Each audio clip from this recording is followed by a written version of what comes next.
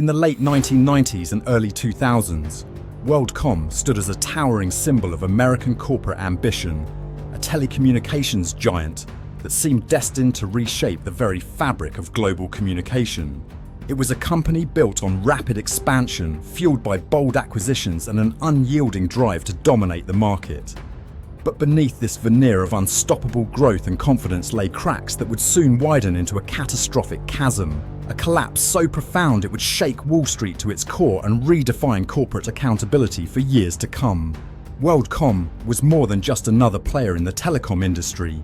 It was a colossus, commanding one of the largest networks in the United States and promising investors unprecedented returns.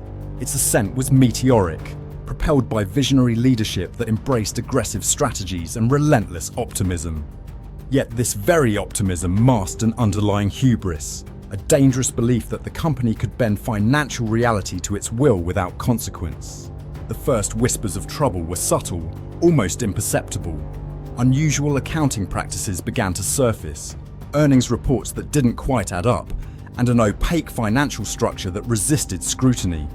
These early warning signs were overshadowed by the euphoria of growth and a culture steeped in denial where questioning leadership was discouraged. The seeds of WorldCom's downfall were sown through a series of critical decisions that prioritized short-term appearances over long-term stability.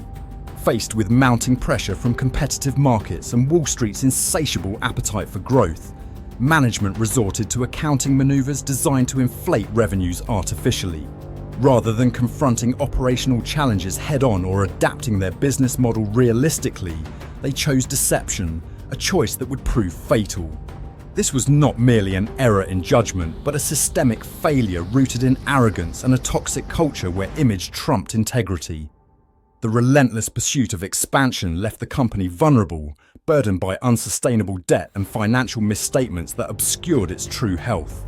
Two turning points stand out starkly in this narrative of collapse. First was the reckless acquisition strategy that expanded WorldCom's empire too quickly, accumulating liabilities faster than revenue streams could support. This rapid growth created a fragile foundation, resting on inflated assets rather than genuine profitability.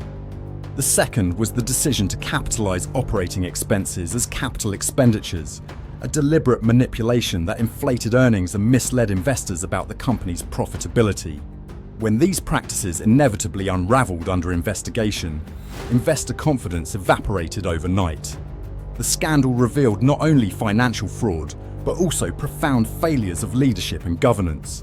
Ambition unchecked by accountability, fear disguised as confidence, and ego overpowering ethical responsibility. At its nadir, WorldCom's bankruptcy was not just a legal event but a human tragedy, employees losing jobs, shareholders wiped out, and trust in corporate America deeply eroded. It serves as a stark reminder of how psychological dynamics such as groupthink and risk blindness can distort judgment at every level of an organization.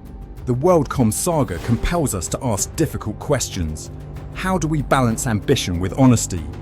What safeguards are necessary to prevent such failures? And could this happen again under different circumstances? Reflecting on WorldCom's demise offers crucial lessons about transparency, ethical leadership, and the dangers of allowing short-term pressures to eclipse long-term prudence. Had the company confronted its weaknesses openly rather than concealing them behind financial legerdemain, it might have preserved not just its business but also its legacy. As we consider this cautionary tale today, I invite you to reflect. What do you believe was the decisive moment when WorldCom's fate was sealed? Was it the culture of denial, the reckless expansions, or the accounting choices made under duress? Share your thoughts below as we continue exploring how history's great corporate failures shape our present understanding of business integrity.